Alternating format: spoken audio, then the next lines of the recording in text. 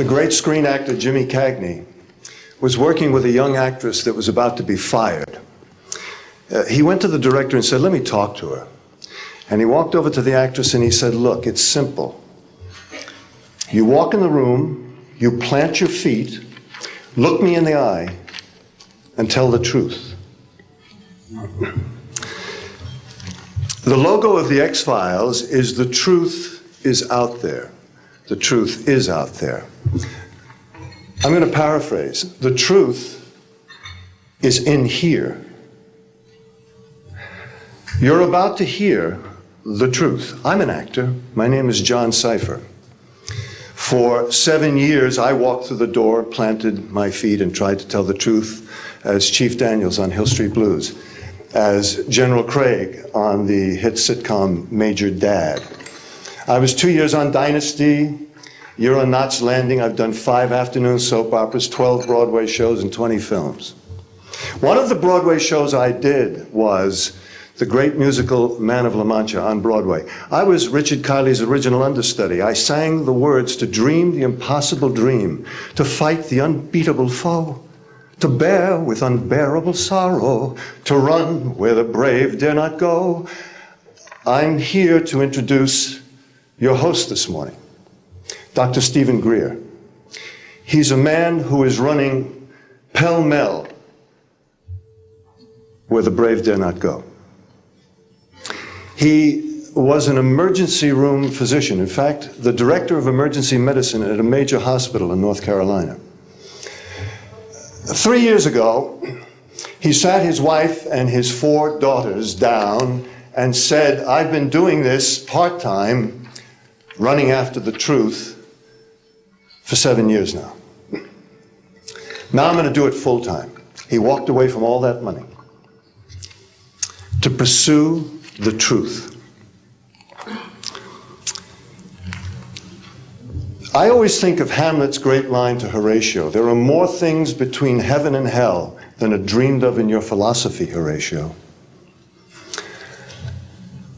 I'm going to introduce a man who says, there are more things between heaven and hell than any of us have accepted. And I have the witnesses and the documents to prove it. Ladies and gentlemen, Dr. Stephen Greer.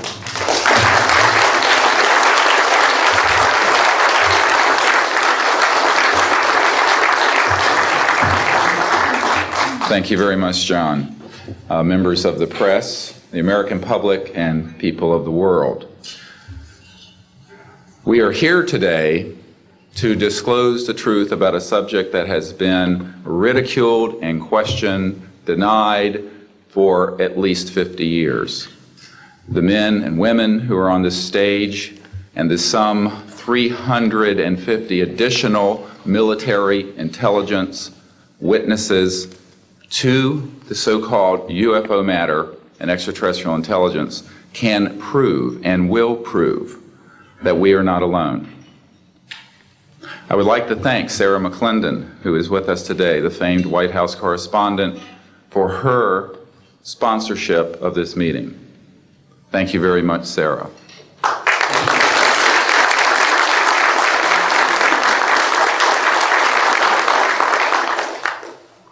In 1993, a group of military advisors to this project and I met out in the countryside in Virginia, and we decided that it was time for civilians, military, intelligence, and other people to come together to disclose the truth about the subject which is called UFOs. Since that time, I have personally briefed a sitting director of Central Intelligence, James Woolsey, President Clinton's first CI director. I have personally briefed the head of the Defense Intelligence Agency, the head of Intelligence Joint Staff, members of the Senate Intelligence Committee, many members of Congress, members of the European leadership, the Japanese cabinet, and others. And what I have found is that none of them are surprised that this is true, but they are uniformly horrified that they have not had access to these projects. We can establish through these witnesses whom we have identified, which now number over 400, and these are people who have been inside the CIA, NSA, NRO, Air Force, Navy, Marines, Army, all divisions of the intelligence and military community, as well as corporate witnesses, contractors to the government. And these are folks who have been involved in so-called black budget or covert unacknowledged projects. These unacknowledged special access projects are taking in at least $40 to $80 billion per year. And they are sitting on technologies that can change the world forever. The reason we are coming forward now is that we are asking for the U.S. Congress and for President Bush to move towards an official inquiry and disclosure on this subject. It has the most profound implications for the human future, for the U.S. national security, and for world peace. Specifically, technologies connected to UFO and extraterrestrial vehicles, if declassified and used for peaceful energy generation and propulsion, would solve the looming energy crisis definitively, would end global warming, would correct the environmental challenges that the Earth is facing. It is also critical that we begin to debate as a society the propriety of placing weapons in space. If indeed, as we can prove, it is true that we are not alone and that space is territory which we are sharing with other civilizations, it could be a very imprudent, destabilizing thing to place weapons in space. This is not being debated because it is off the national and international radar screens. It needs to be placed on it, and we are here today to do it. We can establish through this testimony that these objects of extraterrestrial origin have been tracked on radar going thousands of miles per hour, stopping and making right-hand turns, that they use anti-gravity propulsion systems, which we have already figured out how they work in classified projects in the United States, Great Britain, and elsewhere. That these objects have landed on terra firma, at times have been disabled, and have been retrieved specifically by teams within the United States, that extraterrestrial life forms have been retrieved, and their vehicles have been taken and studied thoroughly for at least 50 years. We can prove through the testimony and documents that we will be presenting that this subject has been hidden from members of Congress and at least 2 administrations that we are aware of, presidential administrations, and that the Constitution of the United States has been subverted by the growing power of these classified projects, and that this is a danger to the national security. There is no evidence, I wish to emphasize, that these life forms from elsewhere are hostile towards us. But there is a great deal of evidence that they are concerned with our hostility. There are times when they have neutralized or rendered inert the launch capabilities of intercontinental ballistic missiles. Witnesses here today will describe those events to you. They have shown clearly that they do not want us to weaponize space, and yet we are proceeding down that dangerous path. And it will be established that these projects, because they have not been supervised properly by the Congress, by the U.S. President, by the international community, have become a threat to the national security. And for this reason, we feel we must disclose the facts. This is the beginning of the campaign for disclosure. And in a memo that I wrote to President Bush last week, I've stated that this campaign will persist until our goals are met, and they are as follows: that we have open, honest hearings on the subject in the U.S. Congress, that there be a permanent ban on the weaponization of space or the targeting of any objects of extraterrestrial origin, that there be a full and complete study of classified technologies connected to this subject to see how they could be properly declassified and applied for peaceful energy generation so that the world may get off of fossil fuels in enough time to prevent greater ecosystem damage or war over the looming energy crisis, which is sure to sweep the earth in the coming decade. This is a matter of the most pressing import. It has been ridiculed, yes. I know many in the media would like to talk about little green men. But in reality, the subject is laughed at because it is so serious. I have had grown men weep who are in the Pentagon, who are members of Congress, and who have said to me, what are we going to do? Here's what we will do.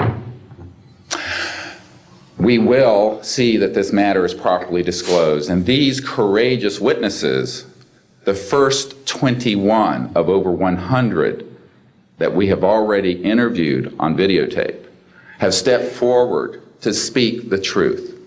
Now, I expect people to be skeptical, but not irrationally so, because these men and women have come forward and they have their credentials, they can establish who they are, and they have been first-hand witnesses to some of the most important events in the history of the human race. As was pointed out to me by some of the men here, they were charged with handling the nuclear weapons of the United States. Their word was trusted on everything of great importance for the national security. We must trust their word now. As Monsignor Balducci said at the Vatican, in an interview I had with him recently, it is irrational not to accept the testimony of these witnesses. So please be skeptical, but that is not the same as prejudiced and closed-minded. This is a matter of great importance, and I ask the media, the scientific community, and the political community to look seriously at this matter and to do the right thing for humanity and for our children. We have available for the media and for members of Congress a nearly 500-page briefing document with transcripts from dozens of these top-secret witnesses. We have a 4-hour videotape summary. It's not a commercial product, I'll warn you, from this project of the 120 hours that we have in interviews so far. They've been boiled down to 4 hours, and it's available for the Congress to review and for the major media to review. We can establish that this subject is real and has tremendous significance for the human future. I ask on all of you who are listening to contact the members of Congress that represent you and the leaders around the world and other countries and ask them to hold an honest inquiry into this subject to support a ban on weaponizing space, since we are sharing space with other life forms, and that we move quickly as a people to understanding that this is the end of the childhood of the human race. It is time for us to become mature adults in the cosmic civilizations out there. To do this, we must become a peaceful civilization, and we must look as we go into space with an intent of cooperating with other civilizations, not weaponizing that high frontier. The men and women who will speak next will do so in order, beginning on your left. They will introduce themselves. I ask for the media to refrain from questions until each witness has spoken briefly about who they are and what they have personally been involved with or witnessed in their government, military, or government-connected careers. At the end, we will have questions. All of you may ask questions for as long as we can stay here, and we will provide you with all the information that you need. So we will begin now with the first of our witnesses, Mr. John Callahan.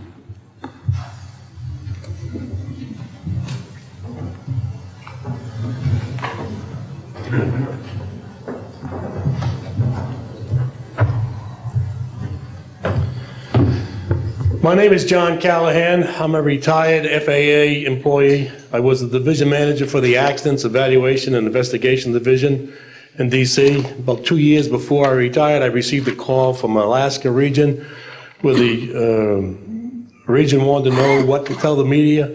When I questioned, tell the media what, he says about the UFO, and it went downhill from there. What UFO? It turned out I told him what any government employee would do at that time was to tell him it's under investigation. And then I had him send all that data to the FAA's tech center in Atlantic City. The next day, my immediate boss, service director, Javi Safir, and I went to Atlantic City. I had just purchased a new video camera, and I videoed the event. In Atlantic City, we had them play back on a scope, you would call it a scope, a plan view display, PVD, exactly what the pilot seen or what the controller seen, and we tied that in with the voice tape so we could hear exactly what the controller said and what he heard, and we taped it. We came back the next day, briefed the administrator, Admiral Ingen, on what happened. He wanted a 5-minute briefing. After we started the briefing, he wanted to know if he could see the video. We put the video on. He watched the video, the whole video.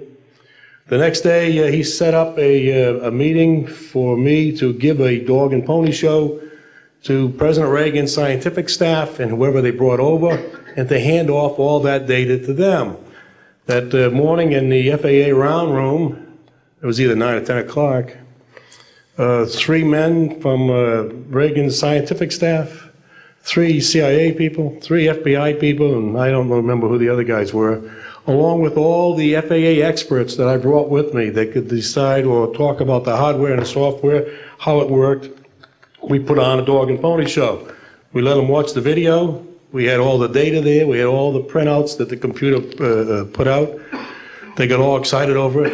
When it was all done, the CIA, one of the CIA men told the people they were now sworn to secrecy, that this meeting never happened and this event never happened.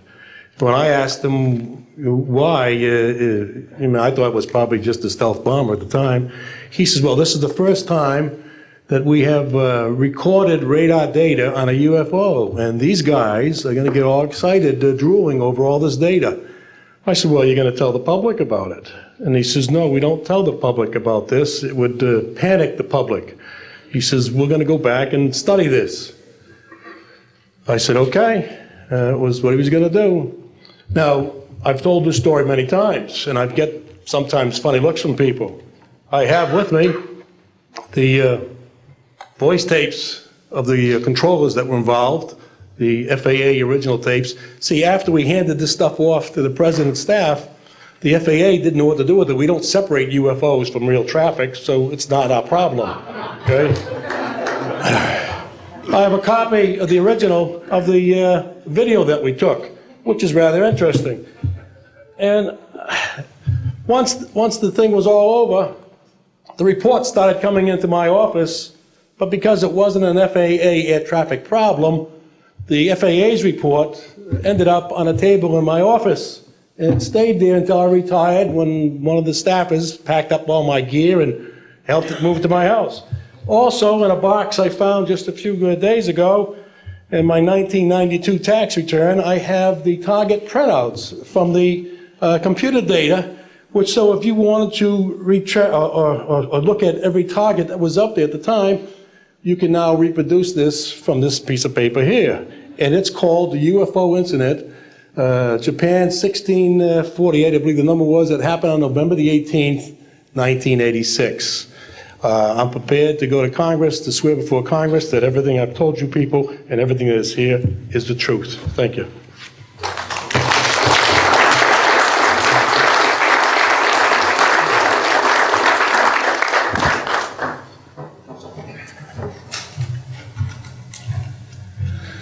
Good morning. I hope you'll pardon me. I'm a little bit nervous. My name is Charles L. Brown. I'm a Lieutenant Colonel, U.S. Air Force, retired, subsequently 7 years with the Foreign Service. I like the name Charlie Brown. A gentleman by the name of Charles Schultz, of great talent, sort of elevated the name, if you will. During World War II, I was a young farm boy from West Virginia. I got the patriotic bug, joined the United States Army, ended up flying bombers in Europe, and ended the war transport in the Pacific. Finished college in the summer, late summer of '49, recalled to active duty in the newly formed United States Air Force. I was assigned to an organization called Office of Special Investigations.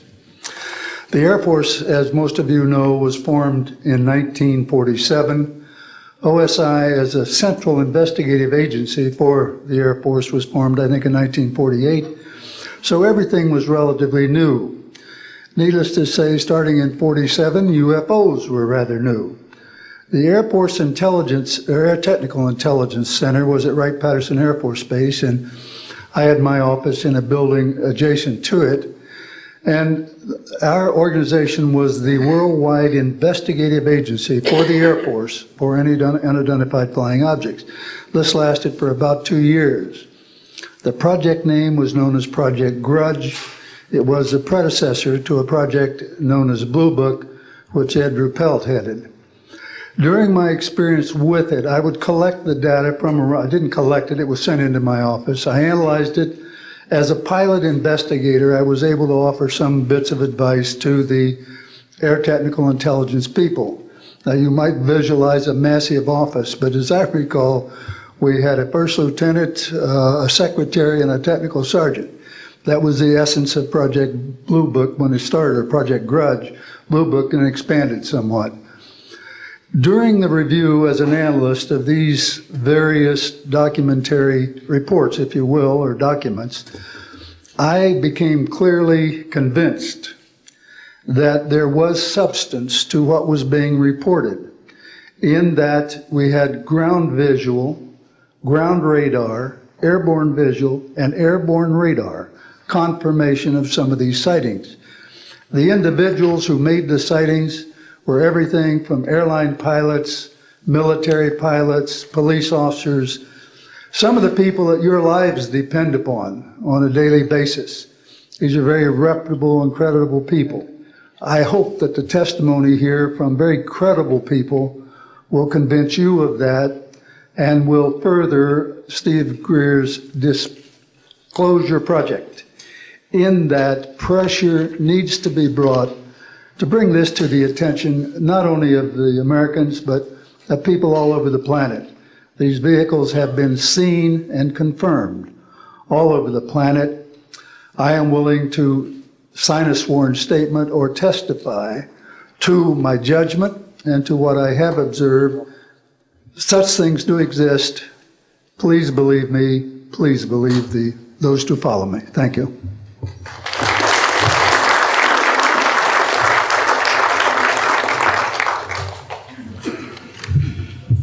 My name is Michael Smith. I was in the Air Force, a sergeant from 1967 to 1973. I was aircraft control and warning operator.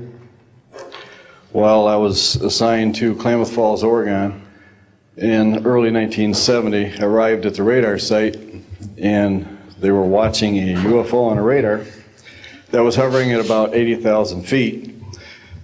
It sat there for about 10 minutes and then slowly descended until it dropped off the radar. It was gone for about 5-10 minutes and then instantly reappeared at 80,000 feet, stationary. The next sweep of the radar, it was 200 miles away, stationary. It hovered there for about 10 minutes and redid the whole cycle twice more. When I found out what you normally do when you see a UFO, I was told that you notify NORAD, you don't necessarily write anything down, you don't write anything down, and you keep it to yourself. It's a need-to-know basis only. And NORAD one night called me about later in the year to let me know as a heads up that there was a UFO coming up the California coastline. I asked them what I should do about this. They said, nothing, don't write it down, it's just a heads up. And then late 1972, while stationed at the 753rd Radar Squadron in Sault Ste. Marie, Michigan, I received a couple panicky calls from police officers who were chasing 3 UFOs from Mackinac Bridge up I-75. So I immediately checked the radar, confirmed that they were there, called NORAD, and they were concerned because they had 2 inbound B-52s going to Kinslow Air Force Base. So they diverted them because they didn't want any proximity of the 2. And that night I answered many calls from the police department, sheriff's department and stuff. And my standard response was that there was nothing on radar. And I will testify to this under oath to a congressional hearing.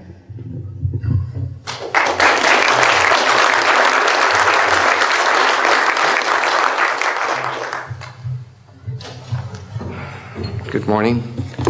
My name is Enrique Colbeck. I am air traffic controller. I'm sorry for my English. I'm so scared. I'm not accustomed to talk in front of a lot of people. I'm here because I'm being a witness in an involuntary way on my work. I work in Mexico City as radar controller and the International Airport of Mexico. And I'm going to give an example about this science that we have in Mexico for several years, and this issue happens a lot of times on my country, unfortunately.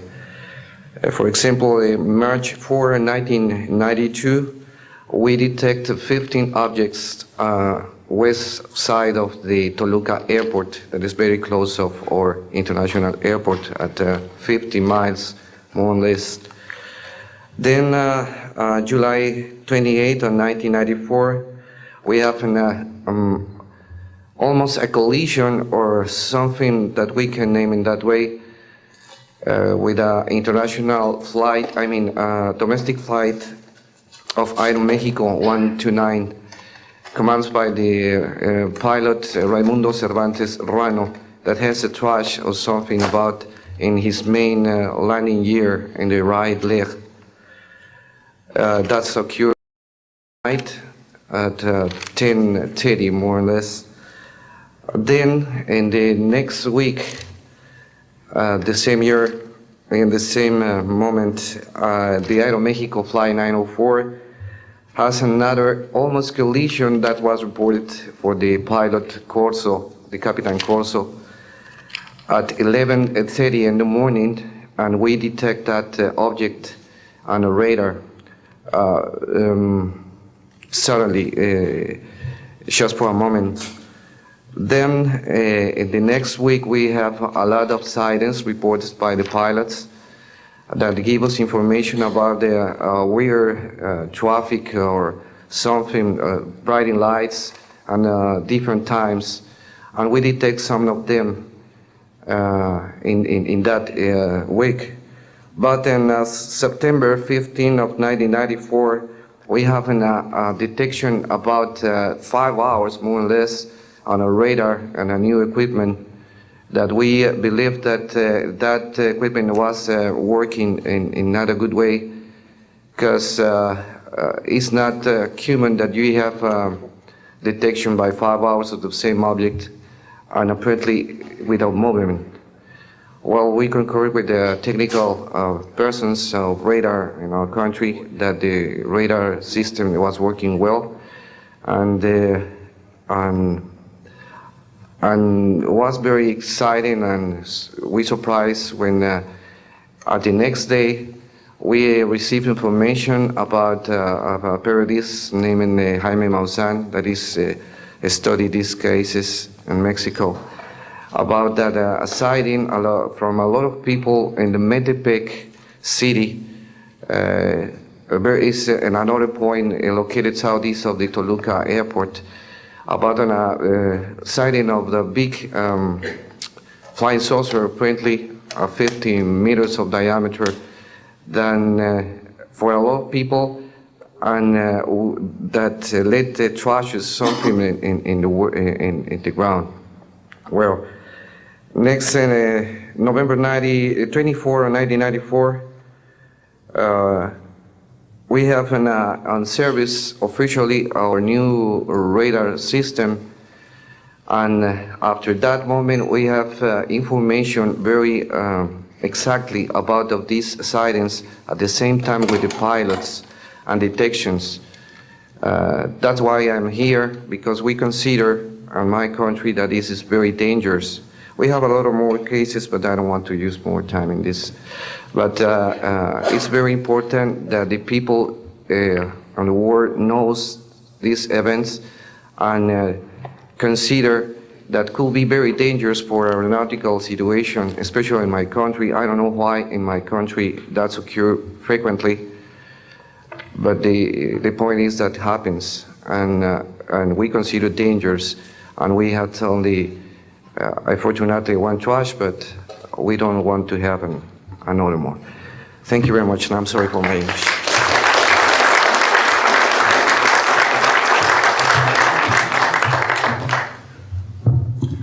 My name is Graham Bethune. I'm a retired Navy commander, pilot, had a top secret clearance. 50 years ago, February the 10th, 1951, I was flying from Keflavik, Iceland to Argentia, Newfoundland. It was at night, it was dark. About 300 miles outside of Argentia, I saw a glow on the water, like approaching the city at night. As we approached this glow, it turned to a monstrous circle of white lights on the water. We watched this for a while, the lights went out, there was nothing on the water. Next thing we saw was a yellow halo, small, much smaller than whatever it was launched from, and that was 15 miles away, up to our altitude. Because of the trajectory, I disengaged the autopilot, shoved the nose over to try to go under this thing. And at that time, I heard a noise underneath. I thought maybe it hit us. It was actually some of the crew members ducking, and they collided, and a couple of them were injured. Then it appeared over to the right and moved out slowly and flew with us. It was still not at our altitude, but we could see the shape of it. It had a dome. We could see the coronal discharge.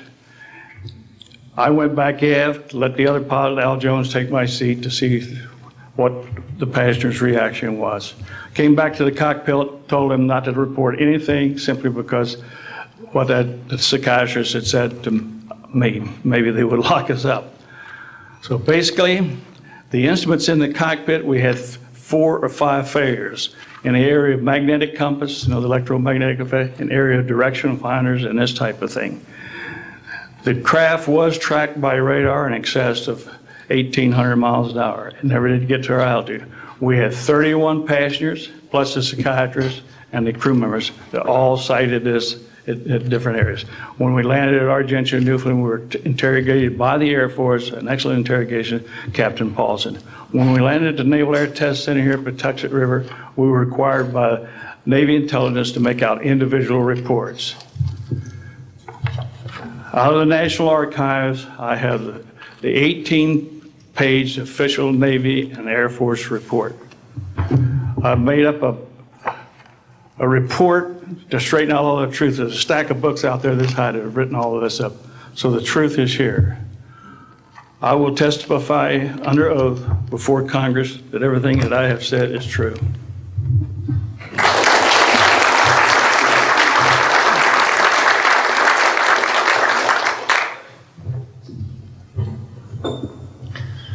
My name is Dan Willis.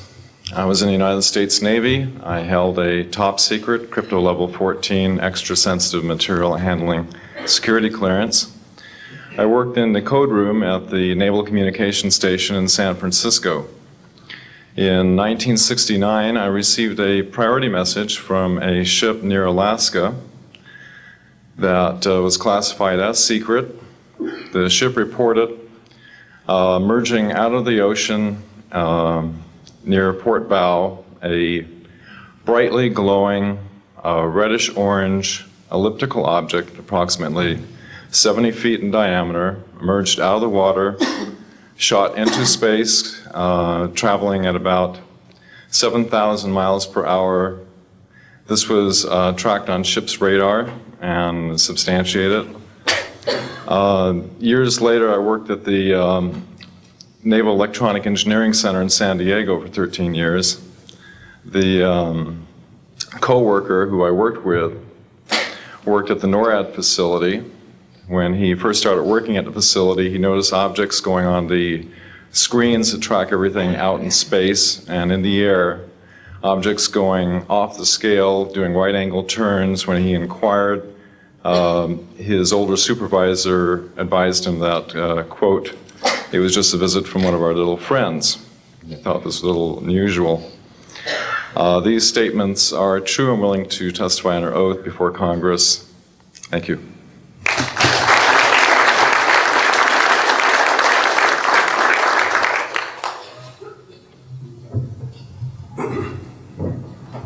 My name is Don Phillips.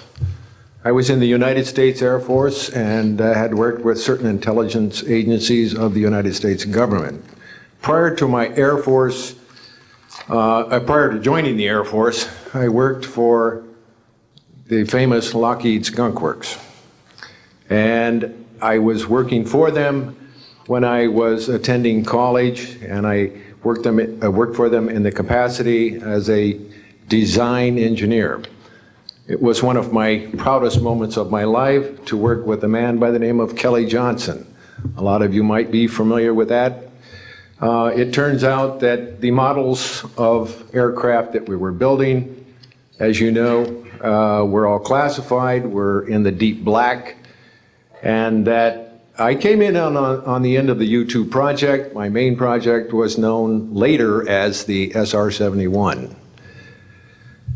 The SR-71 had a predecessor. It had a special model built for the CIA, and that those models were one passenger, one pilot special aircraft in order to get from one place to another very, very quickly. Now these SR-71s, as we know them, the Blackbird, are the type of aircraft that are still classified in a sense as far as the altitude that it flies at and also the speed records that it holds. I'm very proud to say that this aircraft played a big part in helping to end the Cold War. The aircraft, the predecessor aircraft, there's strong evidence to suggest that perhaps these aircraft had a different role once in the air. Each pilot, and I knew a few of them, each pilot had an assignment before they took off, okay? They learned about the assignment immediately prior to takeoff, and there's strong evidence to suggest that there was a dual role in that they were monitoring some type of traffic to and from planet Earth. This can be verified at a later point. This was, I'll jump into my military experience. My first field assignment for the United States Air Force was at Las Vegas Air Force Station. And that was my first experience with Las Vegas, and I couldn't understand why people were being so excited about going to a place such as this, but I soon found out about a year later. Nellis Air Force Base is located there. Nellis is a major training center for different types of special aircraft and fighter aircraft, one of the premier training sites for pilots all around the world. However, when I learned that my assignment was at a radar site 50 miles out of town, up near Mount Charleston, I had no idea where I'd be, so finally in the daylight I was able to find the location and reported in 1965 for duty. In 1966, early in the morning, about 1 to 2 a.m., I was staying there on base, and our barracks were at about 8,000 feet. I heard a lot of commotion. You know, at that altitude, sound carries tremendously. And I thought, well, it's early in the morning, it's summertime, and there is a lot, it's very warm, and maybe I should get up and take a look. I didn't really want to, but I got up and took a look, walked up to the main road up near my office, which was the commander's office. I was on the commander's staff, Lieutenant Colonel Charles Evans. And I was saying, who's making all this noise? Who's making all this noise at this time of the morning? So when I got within about 50 yards of the 4 or 5 people that were standing there, one being the chief of security, they were looking up in the air, and I said, gee, their heads are all looking at the same direction. Well, I looked up to the west, northwest, and to my amazement, there were lights flashing around the sky, moving at anywhere from what seemed like 2,400 to about 3,800 miles per hour. Now, the fact that we're taking an estimate from a distance, you know, we figured, well, this is quite something. However, we continued to watch these darting lights go across the sky and stop, absolutely stop, come to a dead stop, and reverse in an acute angle their direction, and then proceed on in sort of, they were traveling so fast that you could almost see a pattern left by, if you are computer people, when you move a mouse real quick across the screen, you see a little bit of a tail. Well, that's exactly the way these 6 or 7 craft worked. After 5 minutes of watching these things, they all seemed to group up to the west, northwest, okay? They started to come in on a circle. But what I would like to point out is that where they were putting on their display in the north-northwest sky, just directly east of that is what is known as Area 51. Area 51 is a AEC name, okay? Atomic Energy Commission. That was the old name for Atomic Energy Commission. We knew it as the Groom Lake Flight Test Facility in the Air Force. And it was where we tested our aircraft after we got the prototype made from the Skunk Works. So here are these, let's get back to the circle in the sky. What they did was coalesce and started rotating in a circle, and then they disappeared. Well, I thought, gee, this is something that we have to keep quiet, and that was verified by the Chief of Security. But we waited there and talked it over for a little bit, and it seemed like, I think it was an hour. Then came the radar people from the scopes, which were at 10,000 plus feet, came down for their dinner at 2 o'clock in the morning. And the first person off the bus was a good friend of mine, Anthony Kesar. He said, he was white as a sheet, and he says, did you see that? Yeah, we all said, yeah, it was a nice display, what a show. He says, we documented them on radar. And he says, we didn't give them clearance, the standing order was let them fly through the radar beam. He says, we documented 6 to 7 UFOs. Now, we don't know who was guiding those, but they were certainly intelligent, and we don't know where they landed because they coalesced and disappeared. So I will say at this point, to keep it short, that I will testify under oath as to what I say is true, and I will do so before Congress. Thank you.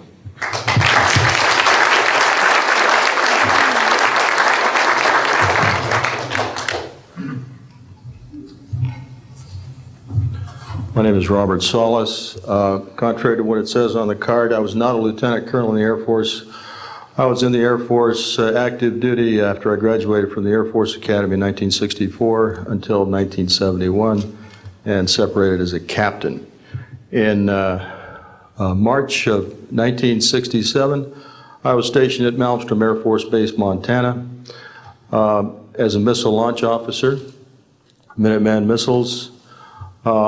On an early morning of March 16th, 1967, I got a call from my security guard, primary security guard upstairs. We had about 6, as I recall, flight security airmen upstairs. I was downstairs 60 feet underground in a capsule monitoring and controlling 10 nuclear-tipped Minuteman missiles. I got a call that morning that they were seeing strange lights flying in the sky. I disregarded that call, told them to call me when something more significant happened. I got another call subsequent to that call, and this time it was a more intense tone in the guard's voice. It was very clearly very frightened.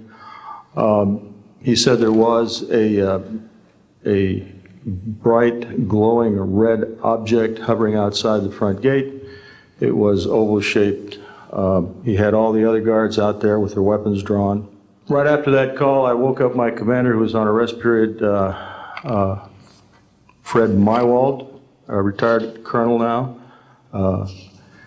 and told him about the phone calls. As I was telling him about the phone calls, my weapons started going down, one after the other.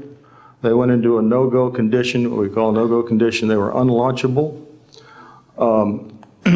We lost somewhere between 6 and 8 weapons that morning. within minutes of having received that second phone call of a UFO hovering outside the front gate. Again, that morning, after reporting it to the command post, we were informed that a very similar incident happened at Echo Flight. I was at Oscar Flight. They lost all 10 of their weapons under similar circumstances, very similar circumstances, where UFOs were sighted over the launch facilities. They had maintenance crews and security crews out there that had spent the night, and they were reporting UFOs over those sites. And the commander of that flight was Eric Carlson. He also separated as a captain, and the deputy commander was Walt Fiegel, retired as a lieutenant colonel. We have those witnesses that I just mentioned, the names I just mentioned, have spoken of this event before, and they will back up this story. We also have documentation that I received through FOA requests from the Air Force outlining the Echo Flight incident, and including in that documentation a reference to UFOs. We have telexes covering this incident, and in one telex it says the fact that no apparent reason for the loss of 10 missiles can be readily identified is cause for grave concern to this headquarters. This was from SAC headquarters. So we've got those telexes. I've got about 12 witnesses that'll verify parts of this story, including of a man who investigated the incident afterwards for the Air Force, and you'll hear a little bit more about that from the next witness. And also another guard that witnessed a UFO in that same time period, and another officer who retired a full colonel who had other reports of UFOs. Ancillary to that, excuse me, I've got the complete report on a Minot, North Dakota incident. That was Minot Air Force Base, North Dakota, which happened in August of 1966. Very similar UFOs sighted over missile silos, and also a UFO incident that was investigated by the Air Force immediately after our incident within a week. I'm willing to testify to the truth of all these matters that I've spoken about this in front of Congress under oath. Thank you.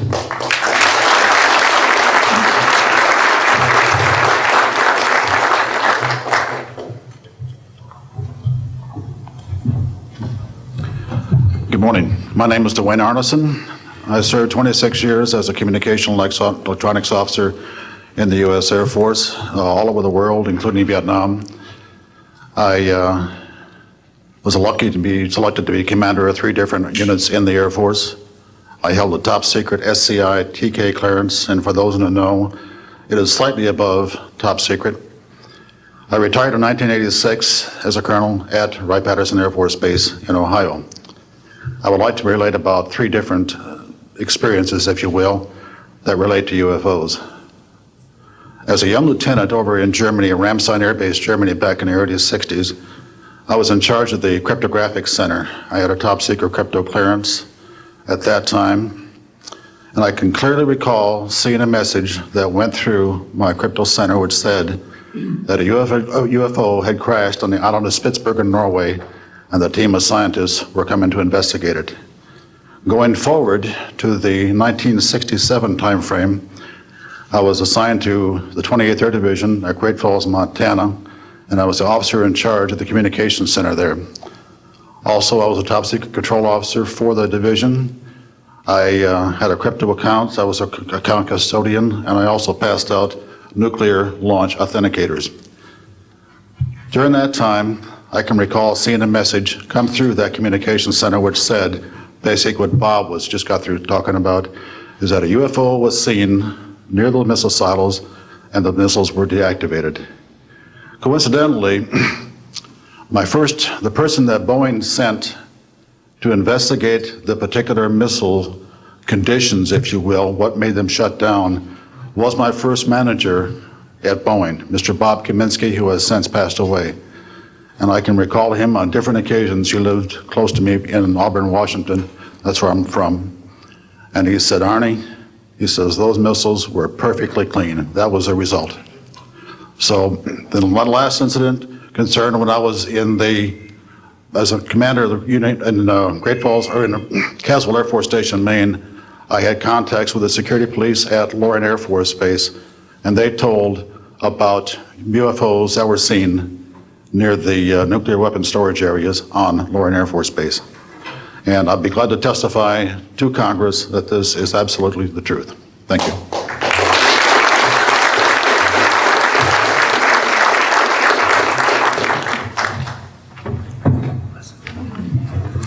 Good morning. My name is Harlan Bentley. During 1957 and 1959, I was a PFC in the United States Army, stationed north of Washington, D.C. on the Nike Ajax missile base close to Olney, Maryland. In May, this month of 1958, about 6 a.m., I heard a noise outside that sounded like a pulsating transformer. I sat up in my bunk, I looked out the window, I saw a craft heading for the ground and crashed. Pieces broke off of that craft, immediately took off again. So there's a lot more to that story, but I've got to speed this up. Now, the next night, I was on radar duty. I get a call from the Gaithersburg missile base. He says, hey, I got 12 to 15 UFOs outside, 50 to 100 feet above me. So I asked him, I said, what does it sound like? He took his head mic off, held it out the van window, and said, here. And the same sound I heard the previous morning, except a lot more of them. So my radar was on standby, so I immediately turned it on and got the blip just outside of the ground clutter. I marked it on my radar screen. And then for a few minutes later, all of a sudden they took off. As they took off, the sweep came around, hit the blip. The second, and when it came around, it hit it again. That blip was 2/3 away off my radar scope. In order to get that far at a constant velocity was 17,000 miles an hour. That was my first incident. 10 years later, by this time I received a Bachelor of Science degree in electrical engineering, and I was working in California. Now, I'm sorry that all I can say is I was somewhere in California working on a classified project that had nothing to do with my experience that I had there. As I was working, and it was like 2 or 3 in the morning, California time, I heard a Houston astronaut communication link, comlink. I didn't pay much attention to it until I heard the word bogey. Of course, my ears picked up immediately. An unidentified flying object of some sort, whether it's a craft, meteorite, or whatever, was on a collision course with that module going to loop around the moon. So basically, I listened for some time, and then I stopped and went back to work. And then I heard, there they go. In the astronaut world, some of you may not know this, there's a term called green turtle. And it used to be, I don't know if it is today or not, but it used to be is you're not allowed to use profanity over the net. And the first person that does that, whoever hears it first and says green turtle, that astronaut's got to buy that man and his entire family a dinner at the most expensive place at Cape Canaveral. Well, to end this real quick, one of them said, damn, they went off, the UFOs took off. He says, damn, that was fast. And somebody yelled, green turtle. And then he said another word, a synonym to crap. And then somebody else yelled, green turtle. And you could see him grit his teeth because now he had to buy 2 expensive meals. And my particular experience, I will testify before Congress if necessary. and explain exactly what happened. Thank you.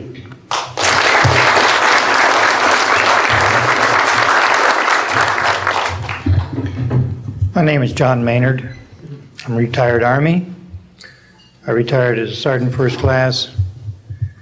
For my entire 21 years of service, I held a top secret clearance.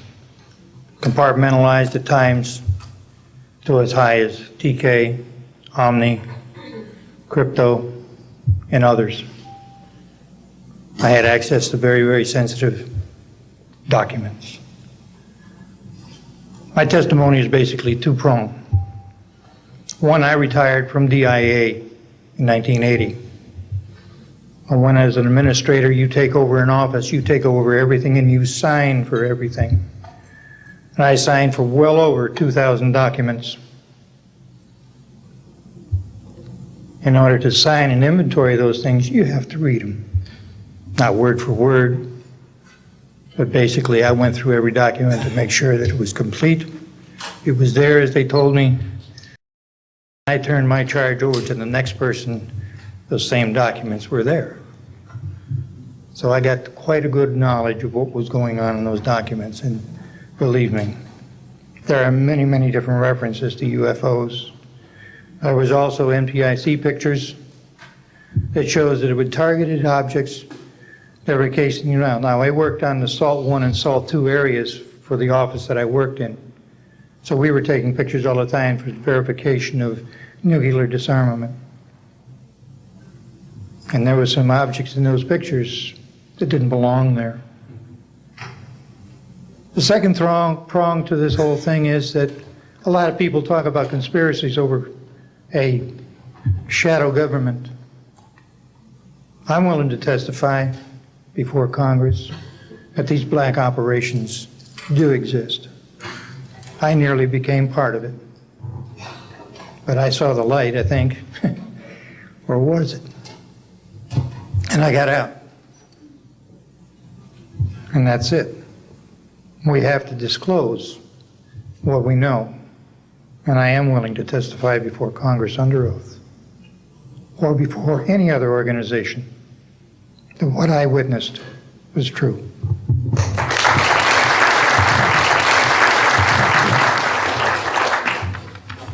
Good morning. My name is Carl Wolf, and I was a precision electronics photographic repairman with a top secret crypto clearance in the United States Air Force. I was stationed at Langley Air Force Base in Virginia.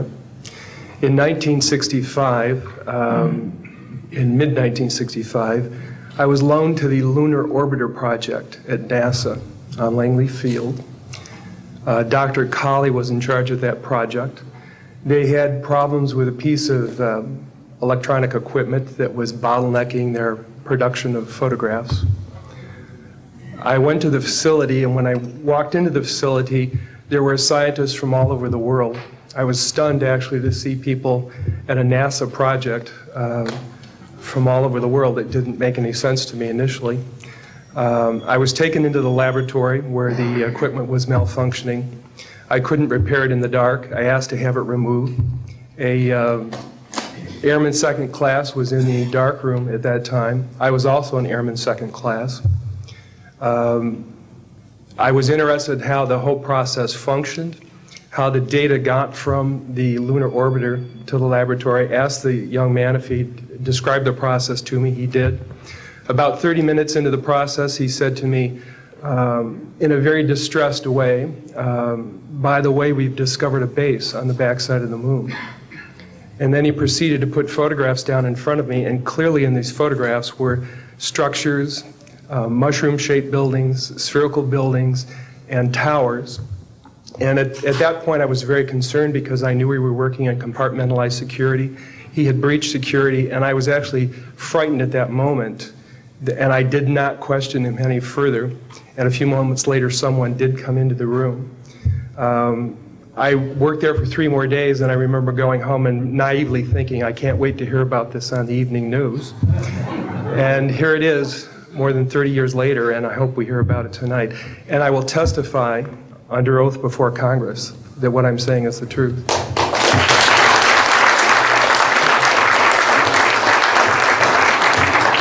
Thank you, Carl. Good morning, everyone. My name is Donna Hare, and I worked at Philco Ford Aerospace from 1967 to 1981. During that time, I was a design illustrator, draftsman. I did the launch slides and landing slides, and also projection plotting boards, lunar maps for NASA. We were a contractor, but most of the time I worked on site, excuse me, in Building 8. I had the opportunity to do extra work during downtime, which was between missions, and I walked into a photo lab, which was the NASA lab across the hallway. I had a secret clearance, which is not that high, but I was able to go into restricted areas, which this was. At the time, I was talking to one of the techs in there, and he drew my attention to a photograph, a NASA photograph. It had a dot on it, and I said, "What is that?" Well, he drew my attention to it, and I said, "Is that a dot on the emulsion?" And he said, and he's smiling, and he has his hands crossed, and he said, "Round dots on the emulsion don't leave round shadows on the ground." And this was an aerial photograph of the Earth, I'm assuming the Earth, because it had pine trees on it, and the shadows of the craft, or whatever it was, were in the same angle as the trees. And by its very nature, UFO, and I wanted to clarify that to a gentleman that was talking to me, means unidentified. So I did not know what this was. But I realized at this point that it's very secret, that it was kept secret, because I asked him, "What are you going to do with this piece of information?" And he said, "We always airbrush these out before we sell them to the public." So they're pesky little creatures appearing on this photograph they wanted to get rid of. After that, I decided I would ask questions to other people that work there. And I found that I had to ask them away from the site and not on site. A guard told me that he was asked to burn some photographs and not to look at them. And there was another guard guarding him, who was in green fatigues, watching him burn the photographs. And he said he was too tempted. He looked at one, and it was a picture of a UFO, and he was very descriptive. I can go into that later with anyone. He immediately was hit in the head, and he had a big gash in his forehead. He was knocked out, and he's terrified, so he would have to be protected. Another incident, I knew someone in quarantine with the Apollo astronauts. He told me that the Apollo astronauts saw craft on the moon when we landed, and that is what he told me. And he also was afraid. He said that the astronauts are told to keep this quiet. They're not allowed to talk about it. So I do want to let you know that I worked out there for a number of years, and I ran into this. So it's not something everyone knows that works out there for a long time. My boss didn't know about it. Some people that sat right next to me didn't know about it. It's very strange, because I don't know how they can do it, but they can let some people know about it and then others not. I'm willing to testify before Congress that what I'm saying is true, and thank you very much. Thank you.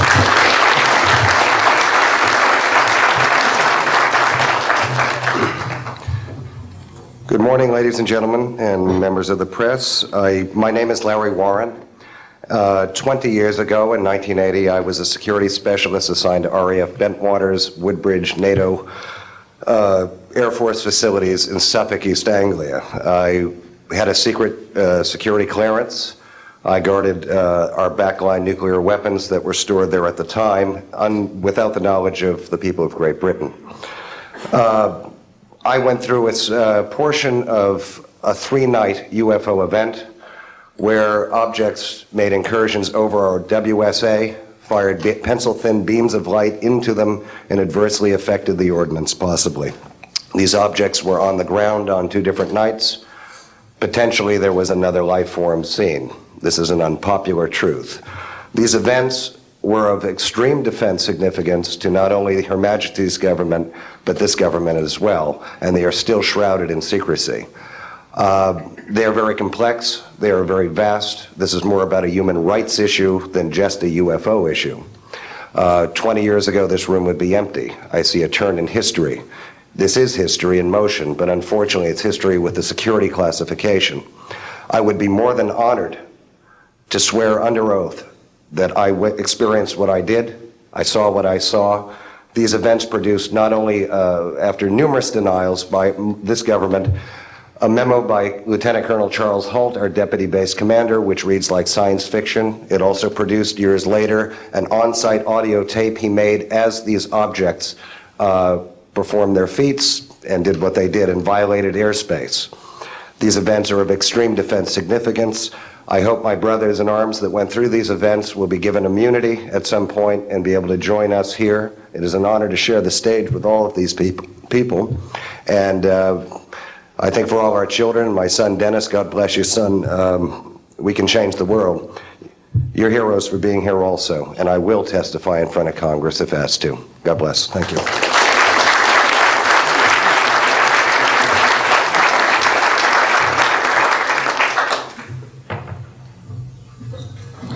Hi, my name is George Filer III.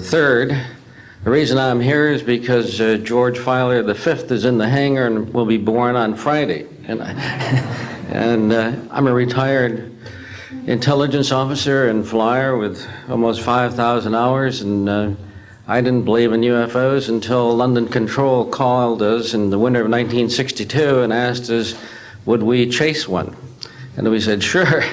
So we let down from 30,000 feet to 1,000 feet where the UFO was hovering, and we went into a steep dive and actually exceeded the red line of the aircraft.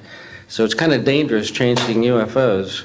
In any case, I was able to get the UFO on the aircraft radar at about 40 miles, and we could see a light out in the distance, and as we closed, we kept on picking up this radar return. The point I'm mentioning that the radar return was very distinct and solid, indicating it was some kind of a metallic object.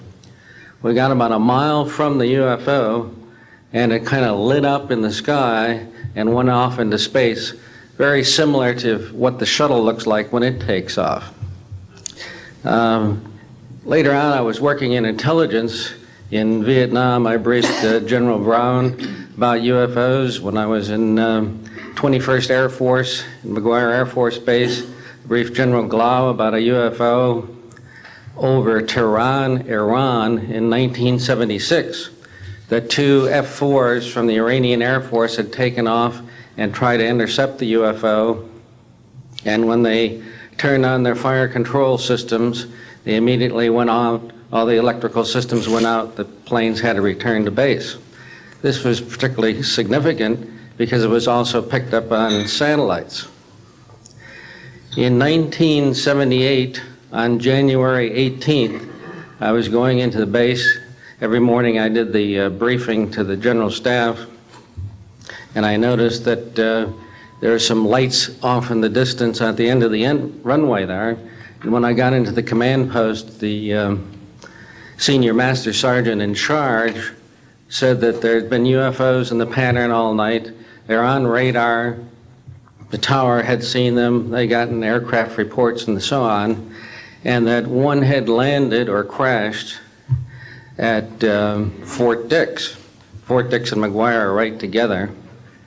And this is kind of like the Roswell of the East. But in any case, an alien had come off the craft and had been shot by a military policeman, and apparently was wounded and was heading for McGuire. So for whatever reason, the aliens liked the Air Force better than the Army, perhaps because they're shooting at them. But in any case, our security police went out there and found him on the end of the runway dead. And they asked me to brief the general staff, General Tom Sadler, and at the 8 o'clock stand-up briefing. And I said, I don't think I want to do this. You know, the general doesn't have a good sense of humor, and I'm not sure I believe this. So I did some checking, called the 438th command post, and everybody had pretty much the same story. And at 8 o'clock that morning, just before I went on, was going to brief this, and I was very worried about it. They said, don't brief it, that it's too hot, so to speak. That's pretty much my story, and I'm prepared to tell the story in front of Congress, and it is the truth. Now, because of this, I've stayed interested in UFOs, and I'm the Eastern Director of the Mutual UFO Network. And between the National Reporting Center and Peter Davenport and the MUFON, we get 100 reports a week on average of people from all over the United States that see these things regularly. And if you start checking, they're out there and they're low, and people are seeing them all the time. And these are highly qualified people, all of whom essentially give us the reports by email. Thank you.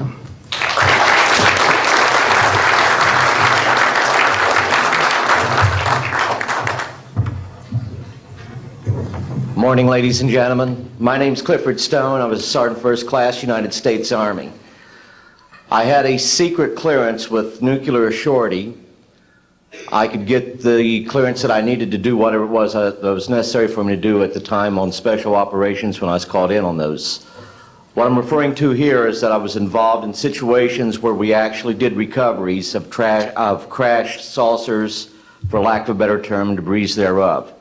There were bodies that were involved with some of these crashes, also some were alive.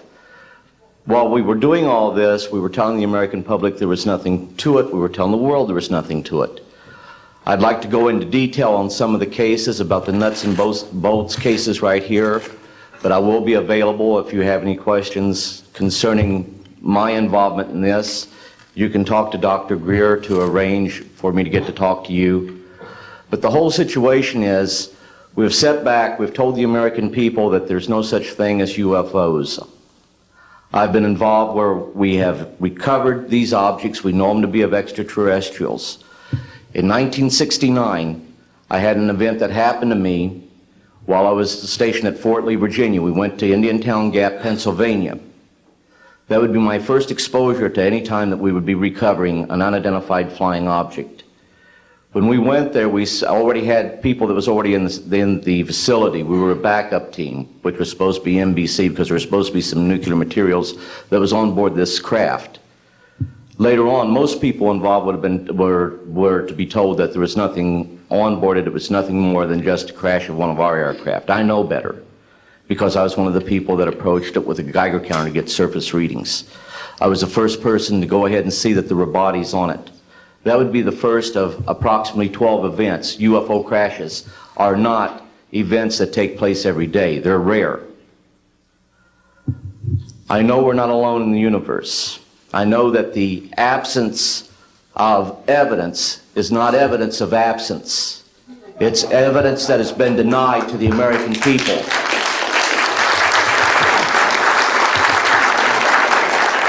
I stand before you today in my almighty God, and I tell you this. If Congress calls me in and says, will you testify in detail what you know, I stand here today prepared and ready to do just that. Governments must never lie to the people for no reason. Thank you.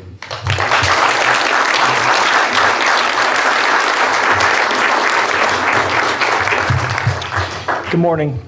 My name is Mark McCandlish, and for the last 21 years, I have worked as a conceptual artist for a variety of defense contractors. I've been involved in conceptual artwork of the production thereof for Rockwell on the X-30 program, and also on the high-step program, that's spelled HYSTP, means Hypersonic Testbed Program.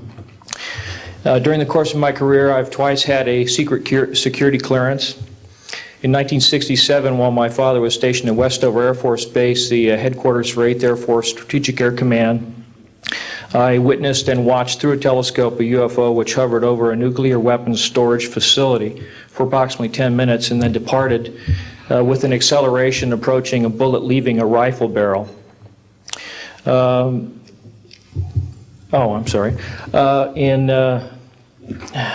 1988, in November, a college buddy of mine, an associate by the name of Brad Sorensen, informed me that he had personally witnessed 3 flying saucers at a very large hangar at Norton Air Force Base during the course of an air show that was held on Saturday, November 12, 1988. I subsequently called my congressman from that district. I called his office. This was Congressman George E. Brown, Jr., who at the time was the chairman of the Congressional Committee on Space Science and Advanced Technology. I naturally assumed that since this presentation that Brad talked about was for top military brass and certain congressional individuals, that his office must have coordinated this with the local Air Force Office of Public Affairs. A male staff member in Congressman Brown's office not only confirmed the exhibit, but the fact that there were 3 discs at that exhibit. These discs were hovering off the floor without any visible means of support. They were referred to as alien reproduction vehicles, also nicknamed the flux liner because they used high voltage electricity. Let's see. To keep things short, this is a diagram that I made based on a sketch that Brad Sorensen did for me in rough form shortly after he had his sighting, and subsequently cleaned that drawing up and made it much more accurate. And that's the drawing that Dr. Greer is holding there now. Later on, I obtained photographs that were taken in 1967 by a military pilot, Harvey Williams, flying a C-47 for the Air Force at 12,000 feet, approximately 25 miles southwest of Provo, Utah. This particular vehicle matches the so-called ARV in all proportions and respects in terms of the detail of the shape of the craft. And this was photographed, as I say, in June or July of June of 1967. I later spoke to a gentleman by the name of Kent Sellen that I met at an air show at Edwards Air Force Base in 1992, the first unveiling publicly of the B-2 bomber. He indicated to me that in 1973, when he was a crew chief working on experimental aircraft at Edwards Air Force Base, that he had unintentionally wandered into an area where there was a classified aircraft, namely the ARV. He described it in detail, and he added other details to the account concerning the configuration and the operation of the vehicle that Brad Sorensen was not aware of. Subsequently, Brad Sorensen met with the famous aeronautical designer Burt Rutan, gave him a copy of this blueprint which you've just been shown.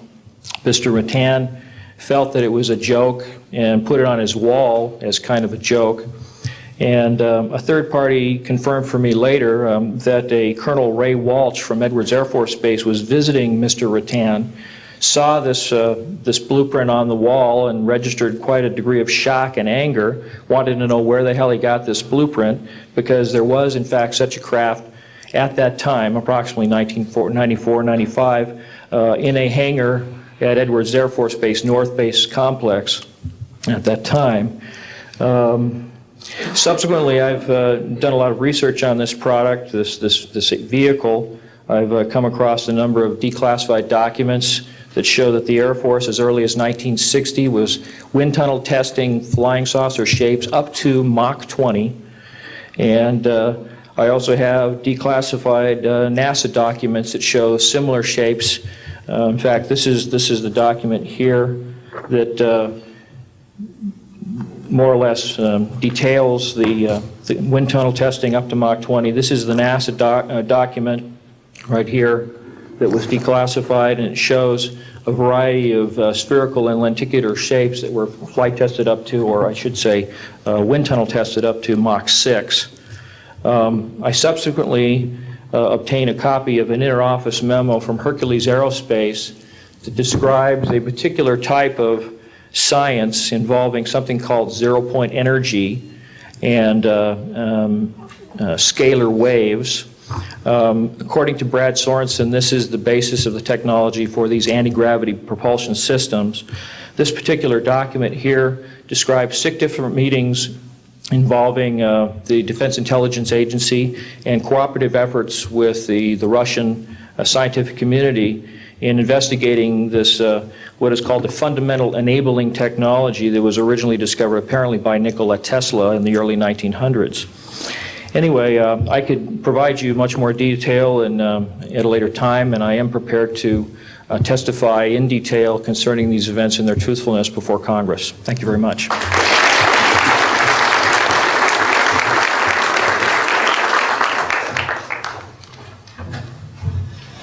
Good morning. My name is Daniel Sheehan. I'm an attorney and serving as general counsel to the Disclosure Project. I'm a 1967 graduate of Harvard College in American Government Studies and Constitutional Law, and a graduate of Harvard Law School. And I served as general counsel and one of the co-counsel for the New York Times in the Pentagon Papers case, and was involved in briefing and arguing the case in front of the United States Supreme Court, giving permission to the New York Times to publish the classified documents, the 47 volumes of the Pentagon Papers. Subsequent to that time, I served as special counsel to the office of F. Lee Bailey as one of the trial counsels when we represented James McCord in the Watergate burglary, and got Mr. McCord to write the letter to Judge Sirica to reveal the Watergate burglars' relationship to the plumbers unit in the White House at that time. Subsequent to my service in that case, I went back to Harvard to the Divinity School to study Judeo-Christian social ethics and public policy. Did my master's work and PhD work there, and became general counsel for the United States Jesuit headquarters in Washington, D.C., assigned to the National Social Ministries Office and their public policy office. It was there in 1977 that I was contacted by Ms. Marcia Smith, who was the director of the Science and Technology Division of the Congressional Research Service. She asked to meet with me, and I met with her, and she informed me that President Carter, upon taking office in January of 1977, held a meeting with then the Director of Central Intelligence, who was George Bush Sr., and demanded that the Director of Central Intelligence turn over to the President the classified information about unidentified flying objects and the information that was in the possession of the United States intelligence community concerning the existence of extraterrestrial intelligence. This information was refused to the President of the United States by the Director of Central Intelligence, George Bush Sr. The Director insisted that the President, in order to have access to this information, needed to have clearance to contact the Congressional Research Service, to contact the United States House of Representatives Science and Technology Division, to have them undertake a process to declassify this information, because the DCI suspected that the President was preparing to reveal this information to the American public. The Congressional Research Service Science and Technology Division, under the directorship of Marcia Smith, was contacted by the House Science and Technology Committee and instructed to undertake a major investigation of the existence of extraterrestrial intelligence and the relationship of the UFO phenomenon to this. I was contacted by Ms. Smith and asked, in my capacity as General Counsel to the United States Jesuit Headquarters, National Social Ministry Office, to see if we could obtain access to the Vatican Library, to obtain the information that the Vatican had with regard to extraterrestrial intelligence and the phenomenon of the UFOs. I pursued that with the permission of Father William J. Davis, the director of the National Office, and we were refused access as the United States Jesuit Order to the information in the possession of the Vatican Library. When I reported this to Ms. Smith, she then later subsequently asked me to participate in a project which I can go into some detail during the question and answer period or later to individuals, pursuant to which I was given access to, as a special consultant to the United States Library of Congress Congressional Research Service, to the classified portions of the Blue Book project of the Air Force. At that point, it was in 1977, approximately May of 1977, I went to the Madison building of the United States Library of Congress. There was no one in the building at that time. It was brand new. I was directed to a basement office where there were two guards at the door and a third sitting at the table who took my identification, verified that I'd been designated as a special consultant to the Congressional Research Service of the United States Library of Congress, and was admitted to the room. I thereupon found photographs, some dozen photographs, of what is unquestionably an unidentified flying object on the ground that had crashed and plowed a furrow in a field of snow, and it was embedded in an embankment. There were United States Air Force personnel surrounding this craft, taking photographs of the craft. And one of the photographs, I could see that there were some symbols on the side of the craft. And so I proceeded through the photographs and found a close-up photograph of these symbols. I'd been instructed that I was to take no notes and had to leave my briefcase and all my identification outside of this room, but I had brought with me a yellow pad. And so what I did is I opened up the yellow pad and refocused the overhead camera onto the same size as the cardboard backing of the yellow pad, and I physically traced the copies of the symbols on the side of this craft, closed the yellow pad back, put the microfiche back into the canister, reclosed the box that I had, and I said, it is time for me to leave. And I took this and proceeded to leave the office, at which point the security guards stopped me, and one of them said, what is that you have there, Mr. Sheehan? At which point I handed the yellow pad to him, and he flipped through all the yellow pages and never found the copy that I had. And so I took that with me and brought it to the United States Jesuit headquarters, had a meeting with the staff, with Father William J. Davis, reported this to them, was authorized at that time by the United States Jesuit headquarters to make a report to the National Council of Churches and to request that the entire 54 major religious denominations of our country undertake a major study of extraterrestrial intelligence, which they declined to do. I was subsequently asked to deliver a 3-hour closed-door seminar to the top 50 scientists of the Jet Propulsion Laboratory of SETI, the Search for Extraterrestrial Intelligence, which I did do in 1977. I'm more than happy to testify under oath to these details to the United States Congress, and would be happy to meet with any members of the press at that time. You may recall I also served as chief counsel to the Karen Silkwood case, in which we obtained the rulings in the Karen Silkwood case. I also served as chief counsel in the Iran-Contra case. It was the first one to testify before the United States Congress to the existence of the off-the-shelf enterprise of Richard Secord and Albert Hakim. I'll be more than happy to share the details of what I believe to be the relationship between this off-the-shelf enterprise and the secret government which is concealing this information from the American public. And I am happy and proud to serve as general counsel to the Disclosure Project. Thank you very much.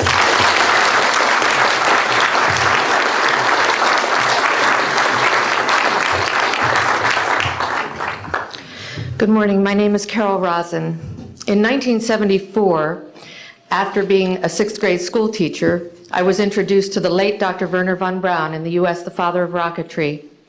In my first meeting with him, during that first 3.5 hours, he said to me, Carol, you will stop the weaponization of space.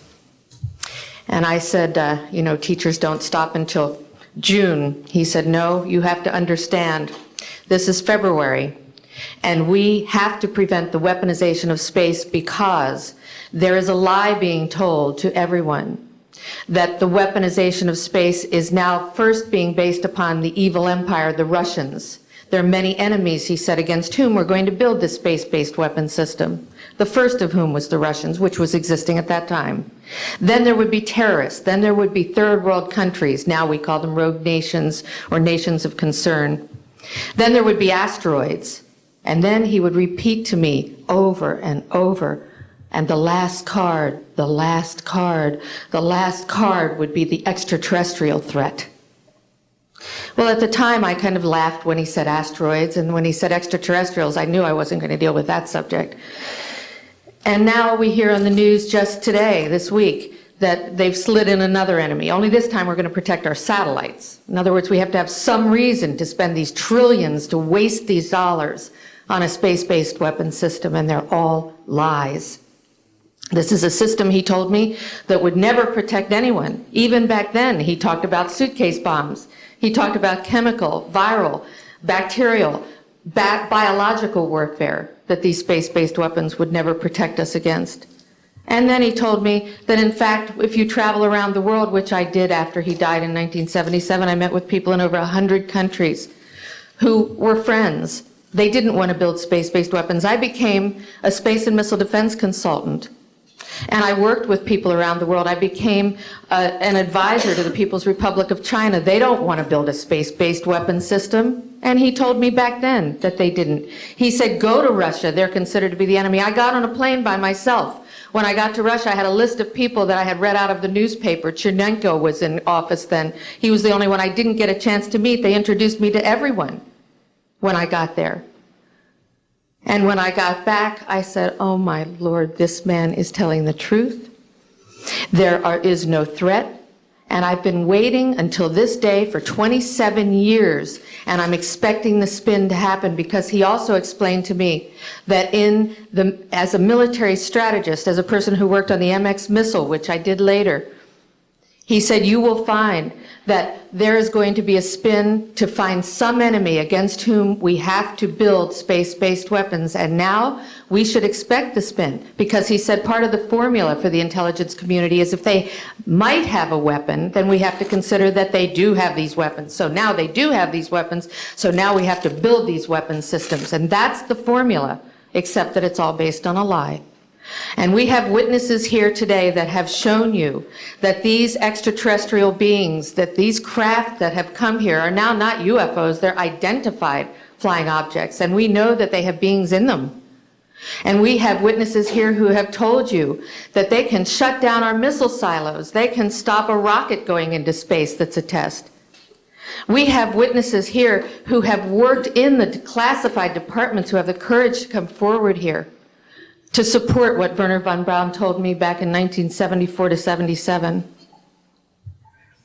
And I will testify before the Congress that when I founded the Institute for Security and Cooperation in Outer Space, which I shut down a few years ago because I didn't believe we had a chance with this huge, integrated around the world, complex weapon system, that we had any chance at all of transforming that war industry into a space industry that could provide benefits, like Dr. Greer has said, of global warming. We can end that situation of that problem. We can end the energy crisis. We can build now non-polluting technologies. Wernher von Braun used to tell me that we could have cars back then that drove around off the ground. He described this to me on beams so that we have no pollution on this planet. And we can solve the problems of the people that are urgent and potential, and the other animals and the other cultures on Earth and in space. And we can end the arms race without dislocating the industry jobs, without disrupting the economy, by transforming, Wernher von Braun told me, the war industry into a global cooperative space industry that will provide, he said, finally, more jobs and profits on this planet than during any hot or cold wartime, more products and services that can be applied directly to solving the problems of this planet. And we can have a whole planet now that lives in peace on Earth, with all the cultures on Earth and with all the extraterrestrial cultures in space. And these are words that Wernher von Braun told me in 1974, and I will testify before the Congress under oath about everything I have said and more. Thank you.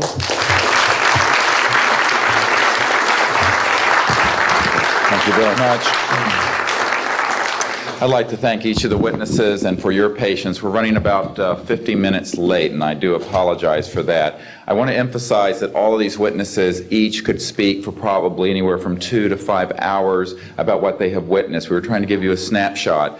We have another 400 of these witnesses. I have carried this burden for 8 years. I'm now giving it to you, the American people and the people of the world, to take it forward. What I'd like to do now is open the audience for questions from the media. You may address them to me or to an individual witness as you deem appropriate. Yes, ma'am. Yes, Maribel Gonzalez with Reforma, Mexican newspaper. I have 3 questions. One is, Yes, I wanted to know if there are laws in this country that in some way allowed this kind of secrecy or not? And then I wanted to know if there's a need to change any kind of law. And the next one I wanted to ask you, if you may, is who is profiting from this secrecy that maintains in secret the solution to the energy crisis? I mean... Well, let me get to those, okay, quickly, because we are short on time. First of all, I think initially there was an appropriate national security apparatus in place in the 40s during the Truman and also Eisenhower years. By the late Eisenhower years, we have a testimony from Brigadier General Stephen Lubkin, still a practicing attorney, that by the late Eisenhower years that he had lost control of these projects primarily because of the compartmentalization into the military-industrial complex. Operative word industrial. There are corporations such as SAIC, Lockheed Martin, Northrop, and others that deal specifically with this issue, with advanced energy and propulsion systems connected to UFOs. And I think that what has happened, from the best we can tell, from insiders that have briefed me for now about 8 years, is that we have lost control of these projects from a constitutional law perspective because the infrastructure within military intelligence and corporate channels is so well funded and so complex and labyrinthine that there are compartments within compartments within compartments, and people who are in the Congress who make inquiries, and in fact President Clinton, when he made inquiries, were simply denied access, as you heard earlier that President Carter was denied access. On your other question, I would say that in terms of profiting from the status quo, big oil. There are certain geopolitical and financial infrastructures that would not welcome a definitive replacement to the fossil fuels. I will tell you, and we can prove this with other scientists who are ready to come forward, that we already have a complete replacement for any fossil fuels or ionizing nuclear power plants. We don't need them. We haven't needed them. Probably have not needed them since the time I was born. Now, of course, this is a major issue. You're talking a multi-trillion-dollar global infrastructure change. And so this does hit the alarm bells at the National Security Council economics area. However, what is more serious to the national security? Keeping the status quo or letting ourselves go into a global ecosystem collapse and running out of fossil fuels and having massive rolling blackouts, not just in California, but globally. We have got to do something about this, and soon, and that's why we are advocating open hearings in the Congress. Other media, please. Yes, sir. I just want to know if anybody at the UN is looking into this. I personally met with Boutros Ghali's wife, Aliyah Ghali, who said that her husband was quite concerned about this. This was in the 1990s. Since then, we know that there have been other people at the UN who've made inquiries. The problem is the UN has no mandate to deal with this. It needs to be given a mandate from its constituent member nations. And I think that the public and the member nations need to ask that the United Nations get involved with this. This is an international peace issue and an international security issue, and it should be taken up by the UN Security Council, and of course we are recommending that as well. Yes, sir. So I think my question is actually to Clifford Stone. You said that you had seen aliens on a craft that had crashed. I wondered if you could describe what they looked like. I could, but it would probably take a whole lot of time. The reason I state that, when I got out in 1989, we had cataloged 57 different species. You have individuals that look very much like you and myself that could walk among us and you wouldn't even notice the difference, except for some of the things that they might be able to go ahead, even in a dark room, and touch an object and go ahead and identify what color that object might be. They would have a heightened sense of smell, sight, hearing. The situation is that you have various types of what we normally call grays. We didn't call them grays in the military, but you had at least 3 types of the grays. You had some that were much taller than we were. The unique thing that I'd like to point out for the most part is that the entities that we did catalog were in fact humanoid. Now this created a situation where the scientific community was trying to figure out why that would be the case. because you would expect that if life evolved on other planets, that they would take on some type of other being, so to speak, not necessarily look humanoid or be bipedal such as we are. But apparently, we got quite a few of the species out there that are humanoid in appearance, and that creates a question that yet has to be answered by science. Yes, and as I call on you, please state the news agency that you were with. Yes, ma'am. Deanne Divis with United Press International. Could you please address the vehicle that there was a drawing displayed of? Why would this vehicle be on display at an air show? What is the power source that you are asserting is going to be so very useful? And how can you determine that this vehicle is not something that is being developed, by a government agency? In fact, I think that was the testimony. This is an alien reproduction vehicle, and just to be clear, this means that it is based on advanced anti-gravity and zero-point energy propulsion systems. Those are the propulsion systems. They are being manufactured by a consortium of companies that include Lockheed Martin, Northrop, SAIC, and other corporations. They do have superluminal capacity, in other words, faster than the speed of light capacity. I think Mr. McCandlish and other witnesses that he's identified could go into more of the technical physics of it. I'm just a country doctor from Virginia, I tell people. I mean, really. And but this is actually what is the reason it's called alien reproduction vehicle is that it's based on the study of extraterrestrial vehicles, but it is manufactured by human military intelligence aerospace contracting arrangements. And this is very important. It means that we, Homo sapiens, have the ability to access this so-called zero-point field of energy, which is the ambient field of energy from which all matter and energy is fluxing, and can access that energy and generate all the power we need to run this planet without fossil fuels or pollution. Do you have any direct evidence, though, that this, we're talking about the same government that so appropriately named a snooper program Carnivore. So just because it's named the alien reproduction vehicle, considering the history and the questions that have been existing for such a long time about flying saucers, do you know, is there any direct reason to believe that this is actually derived from technology? Any of the witnesses who can attest to that? And how would this, a propulsion system, a rocket engine doesn't necessarily translate into electricity. Can you elaborate on that? Well, the first part of your question, I would say that the testimony of witnesses we have, some of whom are here, others that are not here, but they're in the briefing materials, is that we have studied specifically extraterrestrial vehicles which have been retrieved.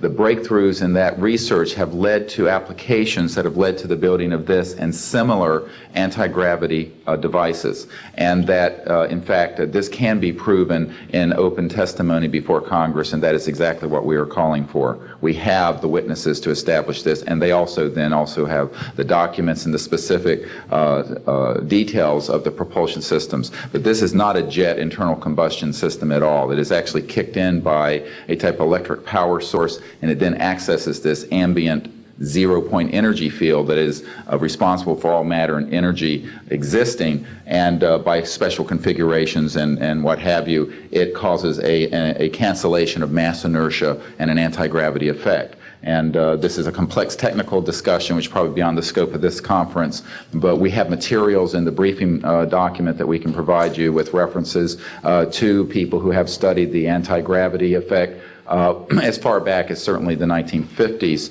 We have one witness who said that his family was connected to the RAND Corporation, and that by the mid-1950s that more money had been spent on anti-gravity propulsion systems than the totality of the Manhattan Project. So yes, we can establish those elements. Other questions? Thank you. My name is Murray Felsher. I publish a newsletter downstairs here called the Washington Remote Sensing Letter that deals with reconnaissance and surveillance of the Earth from space. My question is this. Since 1972, with the launch of Landsat 1, and now with the launch of commercial space imagery, there are some archived, I would say, upwards of 35 million photographs of the Earth from space. And not one of them has shown a a flying saucer. Are you suggesting that these have been airbrushed out? We're suggesting that there is a system before the public gets hold of anything that's off of a government-connected satellite. There is a compartmented operation that does indeed sanitize them from this type of evidence. And I think the testimony of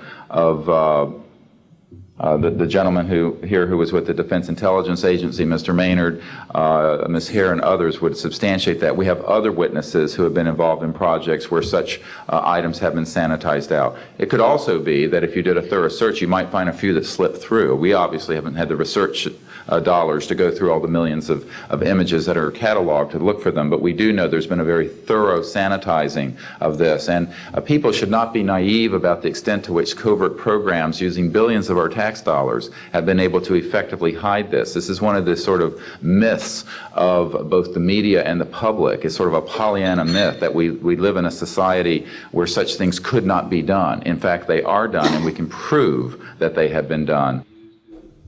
These entire proceedings here, and I'm wondering how your screening process went. Can you tell us a little bit about your satisfaction level with that? Well, I'm very satisfied that these are genuine and good people who are speaking truthfully. Out of 400 people that I'm dealing with, not 20 times this number, have I been fooled? Yeah. I'm an emergency doctor. Let me say something. People come into the emergency department with flank pain, writhing on a stretcher. What have they got? A kidney stone, right? Yeah, well, some of them go into the bathroom, prick their finger, and squeeze blood into the water, the urine sample, to show that they have blood in their urine so they can get a narcotic injection. Now, have I been scammed as an emergency doctor who has I'm bright enough not to kind of know when I'm being scammed, but have I occasionally? Yeah. Is it possible? It's possible. Is it likely? No. And here's what's more important. You don't not treat or accept the testimony or the history of every patient that comes in with flank pain and assume that they're lying just because you've been scammed once or twice. This field, you make a very good point, is filled with hoaxes and scams and what have you. It doesn't mean, however, that all of it is. And in fact, what we're saying after 8 years of research, we have found the documents, the top secret witnesses, the insiders willing to testify under oath before Congress that this is true. Now, here's another key point. Some of the people who are in this witness pool, Mr. Sheehan, myself, and a couple of other attorneys, are members of state licensed professions. And what that means is that if we are perpetrating a hoax, we will lose our license to practice medicine, we will lose our license to practice law, because we'll be perpetrating a hoax upon the public. So what I would say to you is that the group of people before you are very credible, and the others whom we have identified are. We are not the CIA. We have not been able to do a $50,000 background check on each person. I'll give you that caveat. But we have done very serious interviews and vetting. And by the way, these people have presented their DD-214s, their defense forms, other documentation that show the two DD-214s and others that show that they were in the military at a certain place and a certain time. So we're very comfortable that, in fact, that the weight of the testimony will carry the day here and that this is real. Yes, I had an insight, and it relates to your question. There have been tens of thousands of sightings and experiences from all over the world. Only one of them needs to be true. Because if only one of them is true, then the entire case, the non-reality of these sightings, falls apart.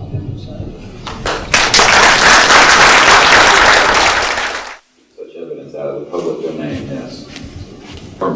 A priori, all signed agreements and oaths that have flowed from such operations are null and void. What that means is, in legal theory, is that if it's an illegal enterprise, the agreements those that are entered into as a result of that illegal enterprise have no legal standing. So one of the things I would like to announce today is all of the men and women listening to this need to know they are free to speak. We are declaring all national security oaths on this subject null and void. They have flowed from illegal operations that have no standing constitutionally. My people, my mother's family, who fought in the American Revolution, were prisoner of war with the British to help found this country, did not fight and die to form the United States. so that this kind of chicanery can go on. So these men are free to speak, and there can be no legal repercussions against them. We have legal counsel who will also support this theory, and we're taking this to other constitutional scholars. It is time for that game to end. It is time for a new era in the human experience.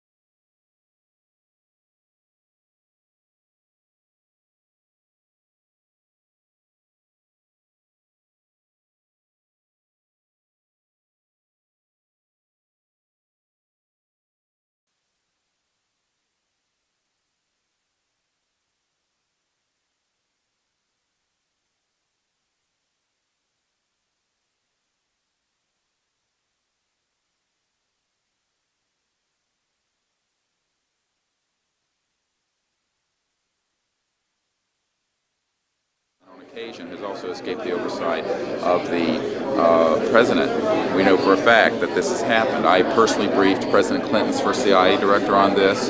I was informed that they had no access to these projects, although they knew they existed. I was told the same thing by the senior investigator for the Senate Appropriations Committee, a man named Dick D'Amato, who in 1994 told me that there were somewhere between $40 and $80 billion a year going into these classified projects, and that he, with a subpoena on behalf of the Senate and a top secret clearance, could not penetrate them. He told me these were the varsity team of all black projects, covert projects. So this is really serious stuff, and it brings into question, have we gone down the road that Eisenhower warned us about a little too far when he said, beware of the military-industrial complex, that it can escape the checks and balances of our democracy. And I think on this particular issue, it in fact has, and it's time for the Congress to represent the people in this regard and to reassert its oversight of these projects. One last question. When you talk about putting the checks and balances back into place, talk about the passion of these people, if you would. How confident are they? Well, they know what they saw. I mean, these are men ranging from Air Force and NRO officials to people who have been contract agents for the CIA to people who have been pilots in World War II and are heroes of our country, the greatest generation that Tom Brokaw talks about. And so what I have to say to you is that these people know what they saw. They're not going to be speaking about anything except what they directly witnessed. And we're not talking lights in the sky and swamp gas. We're talking people who have actually retrieved extraterrestrial vehicles who are going to be here today. Very good. We'll take one picture of it. That's concrete and that's based on reality, but anyone who does further research in this field will find that they are not hostile. None of them are hostile. They have shown us that they can shut down missile silos and rockets. They have not destroyed us, and they've been here for tens of thousands of years. We know of 50 years worth, more or less, of secrets. We know of major things. And the fact what is, about this hybrid breeding program that keeps being referred to? well, again, we're not dealing with these kinds of things. We are dealing with credentialed, unimpeachable witnesses here who have worked in projects. We're not dealing with that. We're dealing with what we know. What we know is that these are not hostile entities. I don't know how to explain this to you except that people here, we're all still here. The world is still here. And they have shown us what their technology is capable of doing. And you can yet imagine, and you can hear from witnesses who've worked in fields of re-engineering, back engineering, what kinds of technologies can come out of this to literally save people from the suffering that's going on right now. I don't doubt the possibility of that. Yes, and that That's what this disclosure is about. It isn't about these other kinds of stories that you have no proof of and nobody knows. And the fact is, we have proof here of what we're saying. Well, they have removed artifacts. Well, again, we're not going to deal with this kind of story, and a lot of that is manufactured also. That's for sure. So what we're dealing with here is concrete evidence, documents, people who have worked in the industry, in the military industrial complex, in the intelligence community. I worked on the MX missile, and I was if I went public.